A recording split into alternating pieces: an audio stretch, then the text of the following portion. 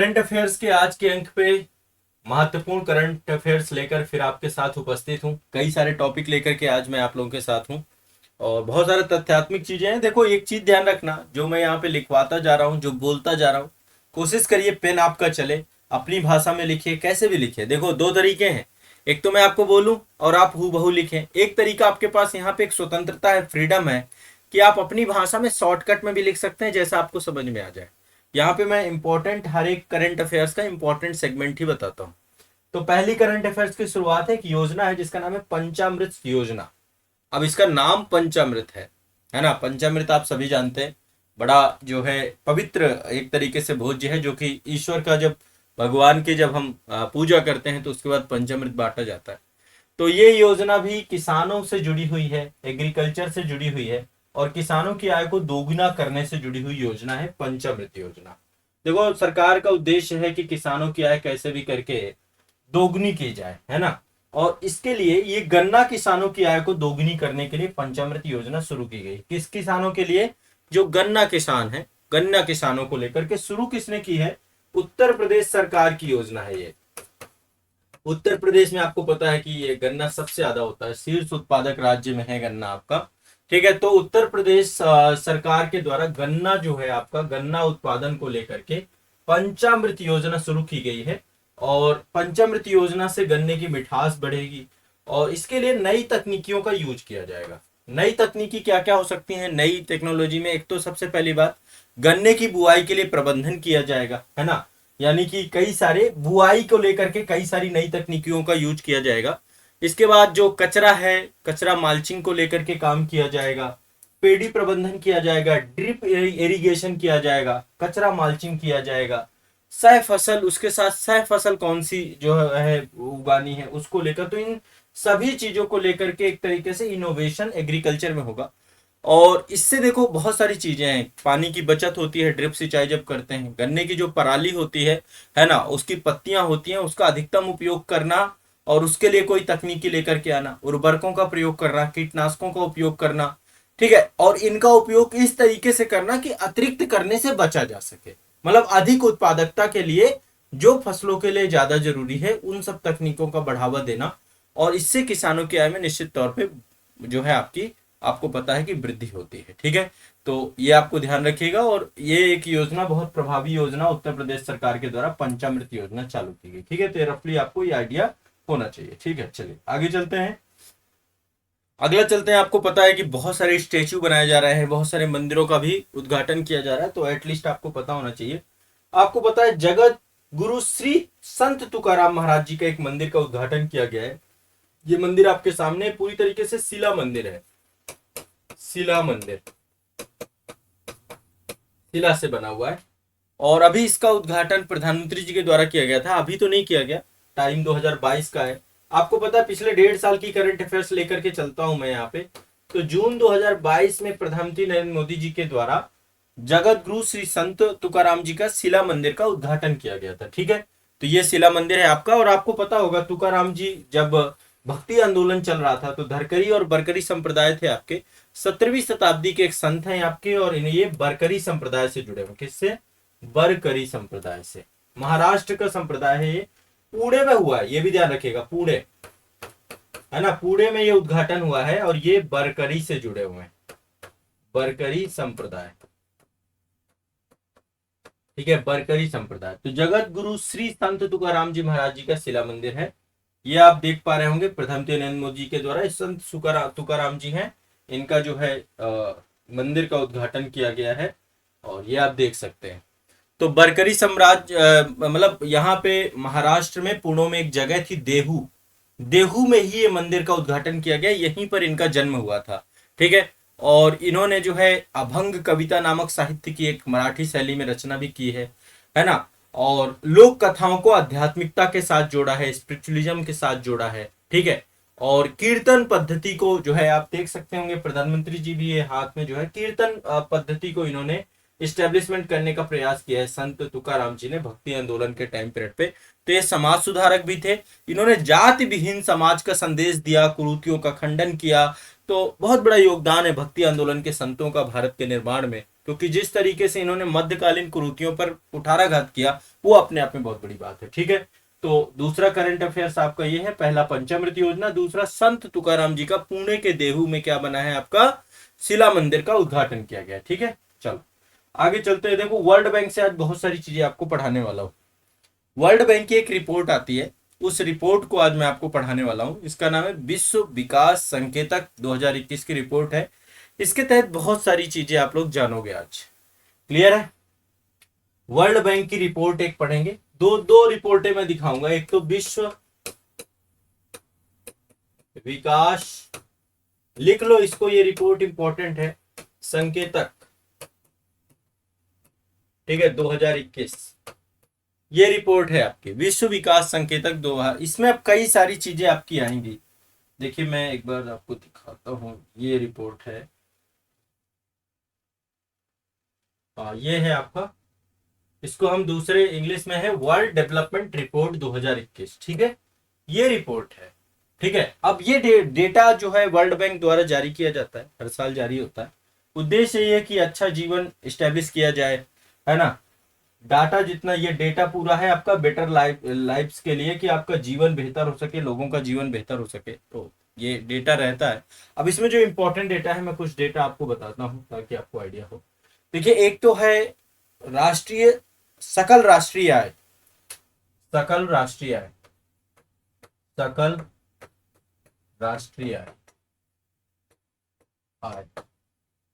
आपने 3-4 कॉन्सेप्ट पढ़े होंगे, इकोनॉमी की क्लास की है आपने, तो मैंने आपको जीडीपी बताया है, एनडीपी बताया है, इसके बाद जीएनपी बताया है, मैंने आपको जीएनपी बताया है, इसके बाद मैंने आपको एनएनपी बताया है, एनएनपी बताया है। ठीक है, यहाँ पे बात हो रही जीएनपी की, या फिर कह सकते हैं ग्रॉस, ये ग्रॉस नेशनल प्रोडक्ट या ग्रॉस नेशनल इनकम, है ना, सकल राष्ट्रीय आय की बात हो रही है। जीएनआई भी यही है आपका, सकल राष्ट्रीय आय। ठीक है, तो कह रहा है कि सकल राष्ट्रीय आय के मामले में, हाँ, सकल राष्ट्रीय आय के मामले में विश्व के 5 देश कौन से हैं, शीर्ष देश। मतलब अब इसमें थोड़ा सा डेटा आपको आइडिया लगेगा कि विश्व में कौन कौन सी इकोनॉमी है। तो जीएनआई के मामले की बात कर रहे हैं हम यहाँ पे, ग्रॉस नेशनल जो है आपका इनकम है। तो जीएनआई में 5 कंट्री टॉप में, नंबर 1 तो आपको पता है यूएसए है आपका। यूएसए के पास लगभग 23 ट्रिलियन डॉलर है, मतलब 23 ट्रिलियन डॉलर जो है यूएसए के पास है। पूरी यदि इकोनॉमी की बात करें, इसको मैं बिलियन डॉलर में कन्वर्ट कर दे रहा हूं, तो एक रफली आपको एक आइडिया लग जाएगा कि किस कंट्री की क्या स्थिति है। टॉप 5 कंट्री हम यहाँ पे देखेंगे, अर्थव्यवस्था के जो ग्रॉस नेशनल इनकम के तौर पे है उसकी बात कर रहे हैं। तो इसके पास टोटल, यदि हम पूरी जीएनआई के तौर पे अर्थव्यवस्था को देखते हैं, तो टोटल है इनके पास 23,539, ठीक है, बिलियन डॉलर, बिलियन डॉलर। ये तो अमेरिका की स्थिति है। अब बात आते हैं चीन की, बात करते हैं। दूसरे नंबर पे है चीन। अब चीन का डिफरेंसेस आपको इसी से पता चल जाएगा, 16,785 बिलियन डॉलर। अब आप लोग की सबकी इच्छा होगी कि भाई भारत का भी बताइए कि भारत कहाँ पे है। तो टॉप 5 में इंडिया है या नहीं है? है इंडिया, टॉप 5 में हम भी हैं, लेकिन बहुत पीछे हैं। मतलब देखेंगे यदि, इसके तीसरे नंबर पे जापान है, चौथे नंबर पे जर्मनी है, और 5वें नंबर पे हमारा भारत, चौथे नंबर पे जर्मनी है। एक रफली आपके पास डेटा होना चाहिए, मैं इसलिए आपको ये दे रहा हूं कि विश्व की बड़ी अर्थव्यवस्थाओं के तौर पे, सकल राष्ट्रीय आय के तौर पे आपका भारत का क्रम 5वां है। ठीक है, भारत के पास टोटल है 3023 बिलियन डॉलर, बिलियन डॉलर। अभी हम 5 ट्रिलियन इकोनॉमी की बात कर रहे हैं, तो अभी टाइम तो हमें लगेगा, नो डाउट। ठीक है, जर्मनी कोई बहुत ऐसा नहीं कि बहुत आगे है, जर्मनी को क्रॉस कर देंगे जल्दी, टेंशन ना लो। 4,298 बिलियन डॉलर जर्मनी है। ये 2 जाइंट बन चुके हैं, अमेरिका और चाइना 2। और जापान की बात करें तो 5,367 बिलियन डॉलर इसके पास है। तो ये आपके सकल राष्ट्रीय आय के मामले में टॉप 5 कंट्री हैं। पहला तो ये आपको ध्यान रखना है। अब एक होता है आपका PPP mode, purchasing power parity, इसी को हिंदी में बोलते हैं क्रय शक्ति समता। इसके आधार पे जो है विश्व की 5 अर्थव्यवस्थाएं, ठीक है, पीपीपी के आधार पर।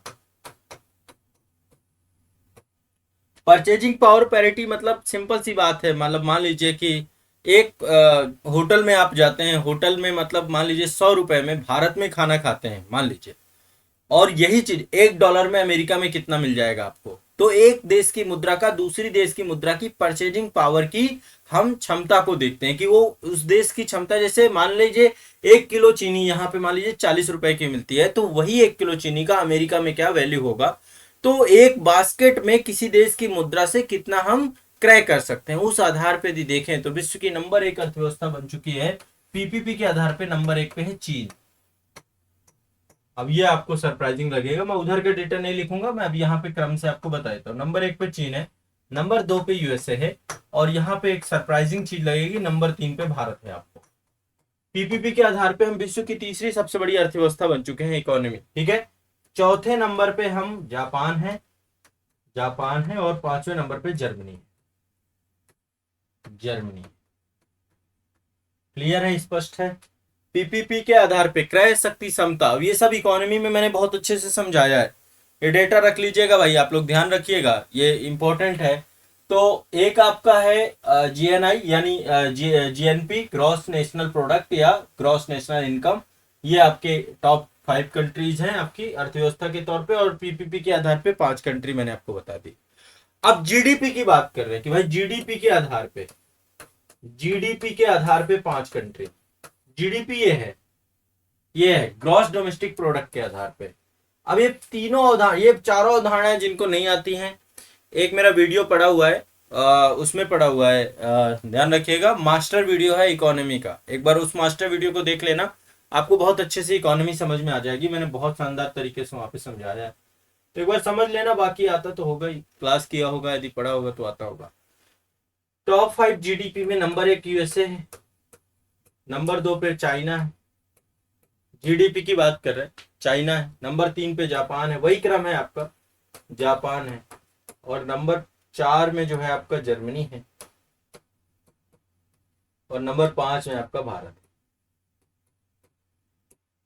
मुझे लगता है ये क्लियर हो गया, ये वाला डेटा पूरा 3 डेटा बताया मैंने इसको, इसमें आपको एक तो जीएनआई ग्रॉस नेशनल इनकम के आधार पे, ठीक है, जीडीपी के आधार पे, ठीक है, और तीसरा आपको ये बताया पीपीपी के आधार पे। शायद मुझे लगता है सभी को क्लियर हो गया होगा, क्लियर हो गया नहीं हो गया, और आगे चलते हैं नेक्स्ट, टेंशन मतलब सबको आता, सब जगह सब पहुंचते, एक बार कमेंट में बताएं भाई ये वाला कंटेंट क्लियर हो गया कि नहीं। चलो अब एक चीज और है, यही जो विश्व विकास संकेतक ही अभी देख रहे हैं, इसमें कई सारी चीजें हैं, इसमें विश्व के टॉप 5 जनघनत्व वाले देश, जनघनत्व समझते हैं ना, 1 किलोमीटर के दायरे में कितने लोग रहते हैं, जनघनत्व, विश्व के 5 देश जहां पे जनघनत्व बहुत ज्यादा है। भारत में तो आपको पता है दिल्ली सबसे ज्यादा है, और स्टेट में देखें तो बिहार सबसे ज्यादा है। विश्व में कौन सा है, विश्व में आपको पता है, देखो चीन में आप सभी को मैंने आईआर में पढ़ाया था, 1 चाइना 2 कंट्री सिस्टम है, 1 चाइना 2 कंट्री सिस्टम, जिसके तहत चीन ने कई सारे अपने ऑटोनोमस जोन भी बना रखे हैं, जैसे लाइक मकाओ हो गया, जैसे लाइक हांगकांग हो गया, तिब्बत है, ये सबको दे रखा है उसने, ताइवान हो गया, है ना। तो जनघनत्व में टॉप 5 यदि हम बात करें तो सबसे ज्यादा है मकाओ, नंबर 1 है मकाओ। मकाओ पड़ता है आपका चीन में, चीन का 1 चाइना 2 कंट्री सिस्टम के तहत है पूरा स्टेटस इसका। यहाँ पे 1 किलोमीटर के दायरे पे 20,000 लोग रहते हैं, 20,556 लोग रहते हैं, व्यक्ति रहते हैं पर किलोमीटर। 1 किलोमीटर के दायरे पे, 1 किलोमीटर स्क्वायर मतलब वर्ग किलोमीटर के दायरे पे 20,556, सबसे ज्यादा तो मकाऊ का है, ठीक है। दूसरे नंबर पे मोनाको है, मोनाको बिस्किट नहीं है, मोनाको एक देश है, दूसरे नंबर पे मोनाको है, फिर इसके बाद सिंगापुर है, ये सब छोटे छोटे देश हैं, इनके पास लैंड नहीं है बहुत ज्यादा। सिंगापुर नंबर 4 और नंबर 5 में, 4 में हांगकांग है, हांगकांग ये भी चीन का ही शहर है आपका, मतलब ऑटोनोमस जोन है चीन। और नंबर 5 जो आपका है, नंबर 5 में है बहरीन। ये टॉप 5 जनघनत्व वाले हैं आपके विश्व विकास संकेतक, ये भी ध्यान रखिएगा, क्लियर है, स्पष्ट है। अब एक और है आपका कि कौन सा देश है जो कि प्रति व्यक्ति सबसे ज्यादा कार्बन डाइऑक्साइड उत्सर्जन करता है। सबसे ज्यादा कार्बन डाइऑक्साइड, प्रति व्यक्ति कार्बन डाइऑक्साइड उत्सर्जित करने वाला देश कौन सा है? प्रति व्यक्ति की बात हो रही है यहाँ पे। ठीक है, ये सारे डेटा हैं, आपको एक रफली आइडिया रहेगा। प्रति व्यक्ति CO2 को उत्सर्जित करने वाला देश, विश्व के 5 देश देखते हैं, हर जगह में 5 देश आपको पढ़ा रहा हूं। प्रति व्यक्ति कार्बन डाइऑक्साइड जो है उत्सर्जित करने वाले देश, ठीक है, 5 देशों की बात हो रही है यहाँ पे। तो 5 देश में नंबर 1 पे कतर है, नंबर 1 पे है कतर, ठीक है। प्रति व्यक्ति CO2 सबसे ज्यादा उत्सर्जित करता है कतर, लगभग कितना 32.8 मीट्रिक टन ये करता है। नंबर 2 पे बहरीन है, वहीं पे है, कतर के पास ही है आपका ये देश, छोटा सा है, ठीक है। बहरीन के बाद कुवैत है, सब ये खाड़ी देश है।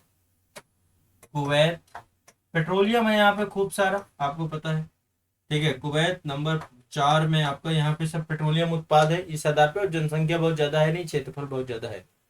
इसके बाद UAE है आपका, संयुक्त अरब अमीरात, और नंबर 5 पे आपका है ओमान, ओमान, ठीक है। तो प्रति व्यक्ति CO2 उत्सर्जित करने वाले 5 देश कतर, बहरीन, कुवैत, UAE और ओमान। क्लियर, स्पष्ट है सभी को? कोई दिक्कत, कोई समस्या? पहले ये वाले मैंने जितने बताए सारे आपको बताने हैं सभी को, कि हो गया ना? क्लियर है, स्पष्ट है?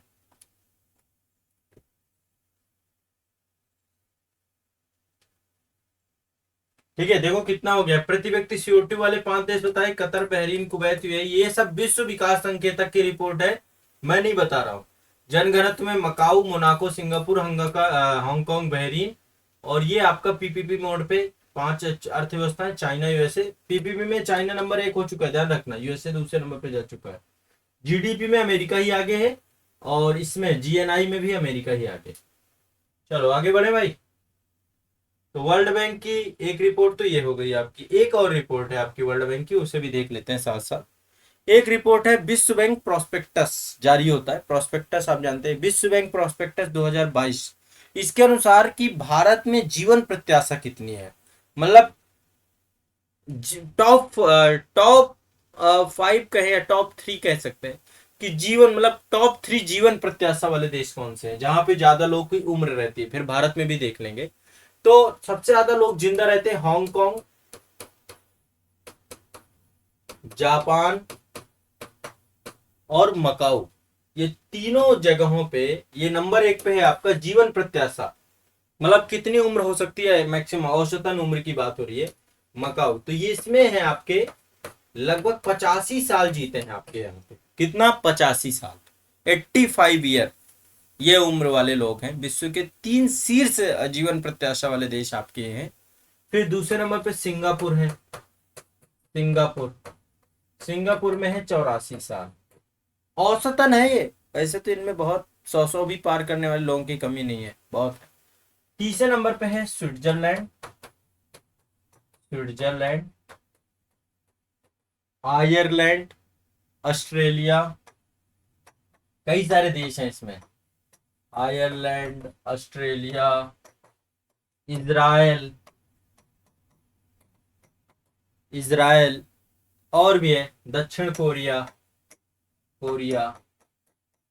एक छोटा सा है देश माल्टा, इन सब में है 83 साल। देख पा रहे हो आप? ये आपके कैसे देश हैं, जीवन प्रत्याशा वाले देश, ठीक है। भारत की कितनी है भाई, भारत में 70 साल लोग जी रहे हैं, औसतन 70 साल बताया है। विश्व बैंक प्रोस्पेक्टस 2022 के अनुसार ये आपकी क्या है, जीवन प्रत्याशा वाले 5 देश, मतलब टॉप 3 कंट्रीज ही हैं, मतलब कंट्री अब इतनी सारी मैं लिखवा दी, बस आपको रफली याद रखना है। ये जीवन प्रत्याशा कहां पर है, कितनी है, विश्व बैंक प्रोस्पेक्टस 2022 के अनुसार, ध्यान रखना है।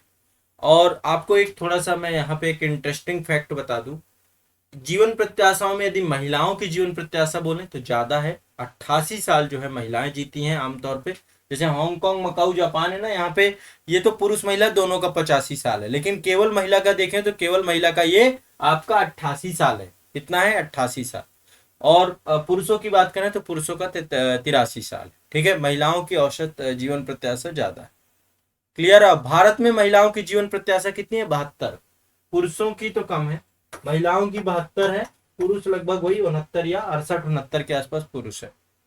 ठीक है, ये एक थोड़ा सा याद रखिएगा। पुरुष की 69 है, यदि बाइफरकेट करके देखें, पुरुष की 69, महिला की 72, तो महिलाओं की उम्र पुरुषों से ज्यादा। ये भी ध्यान रखिएगा। आप कहते हैं ना महिला पीछे है, महिला जिंदा रहने में भी पुरुष से आगे, हर चीज। ठीक, तो ये आप ध्यान रखिएगा। ये आपका जीवन प्रत्याशा को लेकर के एक फैक्ट था, तो मैंने कहा ये भी आपको पढ़ाई देते हैं, कंप्लीट कराई देते हैं। अब देखो, एक राष्ट्र नेशनल गेम्स होते हैं आपके, हर साल नेशनल गेम्स होते हैं। तो इस बार के जो नेशनल गेम्स थे आपके 36वें नेशनल गेम थे, 36 नेशनल गेम। और ये नेशनल गेम आपके गुजरात में हुए थे 2022 में। ठीक है, 36वां राष्ट्रीय खेल गुजरात में हुआ था 2022 में। ठीक है, 36वां राष्ट्रीय खेल गुजरात में हुआ था। इसका आयोजन आपका 29 सितंबर से स्टार्ट हुआ था, 29 सितंबर से लेकर के 12 अक्टूबर 2022 तक आपके ये गेम हुए थे। ठीक है, तो ये आयोजन का समय क्या था? 29 सितंबर से 12। कहाँ हुआ था? गुजरात में। कहाँ हुआ था? गुजरात में। ये जरूर ध्यान रखना। गुजरात के 6 शहरों में इनका आयोजन किया गया था नेशनल गेम्स का, अहमदाबाद, गांधीनगर, सूरत और भी जो अन्य शहर हैं वहां पर। अब मुद्दा यह है कि दो तीन चीजें पूछता है कि भाई कौन था टॉप में, ये आपको पता होना चाहिए। ठीक है, तो एक तो पहले देखिए शुभंकर है आपका, शुभंकर का नाम है सवाज। सवाज, ये शुभंकर है। हमेशा कोई भी गेम होगा उसका शुभंकर होता है। ये एशियाई शेर का प्रतिनिधित्व कर रहा है। ये शेर की आकृति आप देख रहे हैं ना, इसको सवाज बोल रहे हैं। ठीक है, पदक तालिका में 5 कौन कौन से, पदक तालिका के 5 जो आपके हैं कि किसने टॉप 5 में थे।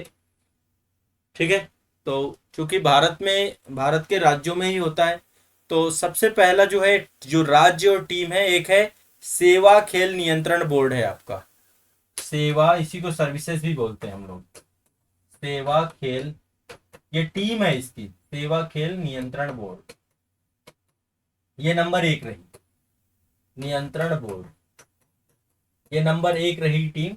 नंबर 2 पे आपकी रही महाराष्ट्र, महाराष्ट्र। फिर रही नंबर 3 पे हरियाणा, हरियाणा। नंबर 4 पे कर्नाटक, कर्नाटक। नंबर 5 पे तमिलनाडु, तमिलनाडु। ये टॉप 5 आपके जो प्रदर्शनकर्ता राज्य या टीमें हैं उनके बारे में चर्चा कर रहे हैं। यदि सेवा खेल नियंत्रण बोर्ड की बात करें तो 61 मेडल थे। गोल्ड मेडल की बात कर रहा हूँ, केवल गोल्ड मेडल, ऐसे तो रजत और कांस्य मेडल भी है। टोटल ये गोल्ड मेडल की बात कर रहा हूँ, 61 इनको मिले थे। महाराष्ट्र के पास 39 गोल्ड मेडल थे। हरियाणा के पास जो है टोटल 38 गोल्ड मेडल थे। ठीक है, और बाकी कर्नाटक के पास 27 और तमिलनाडु के पास 25, 27 और 25। ये आपको रफली गोल्ड मेडल की बात है। टोटल मेडल की बात करें कि टोटल मेडल किसके पास कितने थे, तो टोटल मेडल में तो ये महाराष्ट्र ज्यादा है, 128 इनके पास थे, 140 इनके पास थे। मतलब इनके पास कांस्य बहुत ज्यादा थे, 63 कांस्य थे। तो गोल्ड मेडल से तय होता है कि कौन नंबर 1 रहेगा, इसीलिए पहले मैंने गोल्ड मेडल लिख दिया है आपका। ठीक है, सेवा खेल नियंत्रण, क्योंकि पॉइंट ज्यादा होते हैं गोल्ड के ना, ओवरऑल पॉइंटों के हिसाब से निकालें तो सेवा खेल नियंत्रण बोर्ड ज्यादा रहेगा। ठीक है, हरियाणा के पास 116 मेडल थे। ठीक है, ये रफली आपको आइडिया ध्यान रखना है। ठीक है, क्लियर है। तो ये आपका जो है 36 नेशनल गेम्स हुए थे, और ये आपको ध्यान। सर्वश्रेष्ठ पुरुष खिलाड़ी दिया गया था, एक तैराक है साजन प्रकाश। साजन प्रकाश केरल से हैं और इन्होंने 8 पदक तो टोटल लिए, 5 स्वर्ण, 2 रजत, 1 कांस्य। तो सर्वश्रेष्ठ खिलाड़ी थे साजन प्रकाश, साजन प्रकाश सर्वश्रेष्ठ खिलाड़ी थे आपके साजन प्रकाश, ये ध्यान रखना है। ठीक है, सर्वश्रेष्ठ। और सर्वश्रेष्ठ महिला खिलाड़ी, ये तो सर्वश्रेष्ठ पुरुष खिलाड़ी थे आपके। ठीक है, सर्वश्रेष्ठ महिला खिलाड़ी भी तैराक थी, इनका नाम था हसिका रामचंद्र। हसिका रामचंद्र कर्नाटक से थी, 7 पदक इन्होंने लिए। ठीक है, साजन प्रकाश के 8 पदक थे, केरल से थे, और हसिका रामचंद्र आपकी कर्नाटक से थी, 7 पदक थे। ठीक है, ये भी दोनों आप याद कर लेना। अच्छा ठीक है, 36वां का गुजरात में हुआ, 37वां कहाँ होगा? 37वां राष्ट्रीय खेल आपका होने वाला है गोवा में। कहाँ होगा? गोवा में। इसी साल होगा 2023 में, गोवा में। बहुत बड़ी बात है, देखो खेलों को लेकर के अब सरकार बहुत संजीदा है और बहुत गुड न्यूज है भारत के लिए। ठीक है, गुड न्यूज है, नहीं है, बहुत बड़ी गुड न्यूज है आपकी ये। तो ये आपको ध्यान रखना है। गुजरात में हुआ 36वां, 6 शहरों में हुआ था, अहमदाबाद, गांधीनगर, सूरत, बड़ोदरा, राजकोट, भावनगर। ये 6 शहरों में हुआ था 27 सितंबर से 10 अक्टूबर तक। इसमें लगभग 7,000 से अधिक खिलाड़ी सम्मिलित थे और एक तरीके से खेलों के माध्यम से एकता का जश्न मनाना, ये इस बार का लोगो वो भी था, थीम भी था। और ये जो है बहुत इंपॉर्टेंट है। और कोविड के चलते हुए 2020 में राष्ट्रीय खेलों का आयोजन हुआ भी नहीं था, ये भी ध्यान। अब आगे चलते हैं, ये हमारे देश की महिलाएं हैं जिन्होंने नाम रोशन किया है महिला विश्व मुक्केबाजी में। महिला बुक विश्व मुक्केबाजी, महिला विश्व मुक्केबाजी चैंपियनशिप हुई थी, उसमें इन चारों महिलाओं ने देश का नाम रोशन किया है। ठीक है, पहली बात, महिला विश्व मुक्केबाजी चैंपियनशिप आपकी 2023 में हुई है नई दिल्ली में। कहाँ हुई है? नई दिल्ली में, भारत, नई दिल्ली में हुई है। 15 से 26 मार्च 2023 को इसका आयोजन किया गया था। तो इसका आयोजन देखो हुआ है नई दिल्ली में। नाम एक बार लिख लीजिएगा, महिला विश्व मुक्केबाजी चैंपियनशिप, महिला विश्व मुक्केबाजी चैंपियनशिप 2023। तो भारत, नई दिल्ली में हुआ है। आयोजन का अवधि मैंने बता दिया, 15 से 26 मार्च 2023। मार्च 2023 ये आपकी अवधि है, ये आपको याद रखना है। ठीक है, 13वां संस्करण है और अंतरराष्ट्रीय मुक्केबाजी संगठन है आपका, इंटरनेशनल बॉक्सिंग एसोसिएशन है आपका, उसी के तहत जो है आपका पूरा ये किया गया, आईबीए के द्वारा इसको आयोजित किया गया था। ठीक है, भारत ने 4 गोल्ड मेडल लिए हैं, 4 गोल्ड मेडल। ठीक है, 4 गोल्ड मेडल में से नाम मैं एक बार दिखा देता हूं, ये नाम आप लोग लिख लो। एक तो निकहत जारीन है आपकी, निकहत जरीन, निकहत जरीन 50 किलोग्राम में आपकी रही है, 50 किलोग्राम में निकहत जरीन। ठीक है, दूसरी आपकी लवलीना है। ठीक है, लवलीना बोरगोहेन, लवलीना बोरगोहेन आपकी 75 किलोग्राम में, 75 किलोग्राम में। कैटेगरी है अलग अलग। ठीक है, निकहत जरीन आपकी 50 किलोग्राम में और लवलीना बोरगोहेन आपके 75 किलोग्राम में। ठीक है, इसके बाद 2 लोग और हैं ये आपकी, एक तो ये गोल्ड मेडल मिला है नीतू, नीतू घनघस को, घनघस, नीतू घनघस को, इनको मिला है आपका 48 किलोग्राम पे, 48 किलोग्राम पे। और एक पर्सन और आपकी है, ये है स्वीटी बूरा, ये आप देख रहे हैं, इनको भी गोल्ड मिला है स्वीटी बूरा को। तो स्वीटी बूरा है 81 किलोग्राम पे, 81 किलोग्राम पे। ठीक है, तो ये आपको ध्यान रखना है, ये टोटल 4 गोल्ड मेडल, चारों महिलाओं का नाम, निकहत जरीन, लवलीना बुरगोहेन, ठीक है, नीतू घनघस और ये है स्वीटी बूरा। ठीक है, तो ये आपको ध्यान रखना है। क्लियर है, स्पष्ट है सभी को भाई? क्लियर है, नहीं क्लियर है? बताते जाना एक बार मुझे।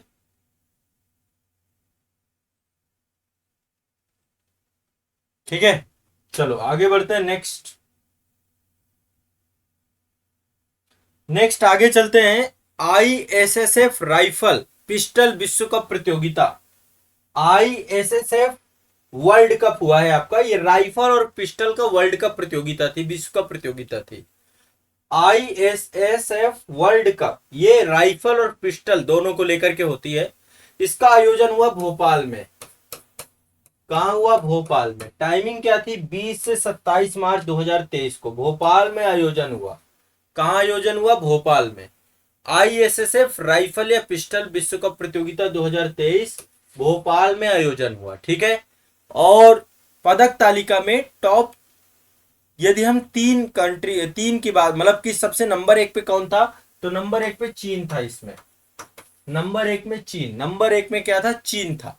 भारत दूसरे नंबर पे था पदक तालिका में, भारत दूसरे नंबर पे। तो पिस्टल और राइफल का जो कंपटीशन होता है उसमें ये आपका ISSF world cup rifle and pistol प्रतियोगिता है, 20 से 27 मार्च 2023 को आपकी हुई है। चीन नंबर 1 है, भारत दूसरे नंबर पे है। ठीक है, ये ध्यान रखना है।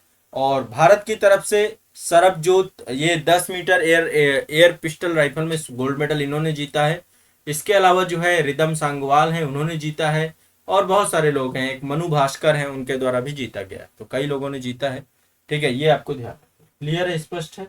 चलिए, आज के लिए इतने सारे बहुत ज्यादा करंट अफेयर्स ले लिए थे मैंने, पर्याप्त ले लिए थे। आईएसएफ वर्ल्ड कप ये मैंने आपको बता दिया। ठीक है, और ये आपकी जो महिला विश्व मुक्केबाजी चैंपियनशिप थी, ये आपका हो गया। ठीक है, वुमेन वर्ल्ड बॉक्सिंग चैंपियनशिप आपका था, ये हो गया। इसके बाद 36वां नेशनल गेम गुजरात में, 37वां आपका गोवा में होना है। ठीक है, वर्ल्ड बैंक की 2 रिपोर्टें हो गई, 2-3 रिपोर्टें खूब चर्चा में हो गई। ये आपका जो है तुकाराम जी का शिला मंदिर बनाया गया है। ठीक है, और पुणे में है आपका ये, और पंचमती में। पता है भाई, क्लियर है, स्पष्ट है सभी का। काफी करंट अफेयर्स बता दिया, बस रट जाओ, जितना बताता जा रहा हूँ क्लियर करते जाओ, पढ़ते जाओ, रटते जाओ, ये काम करते जाओ। ठीक है, याद कर लो ये सारा जितना करंट अफेयर्स है। ठीक है,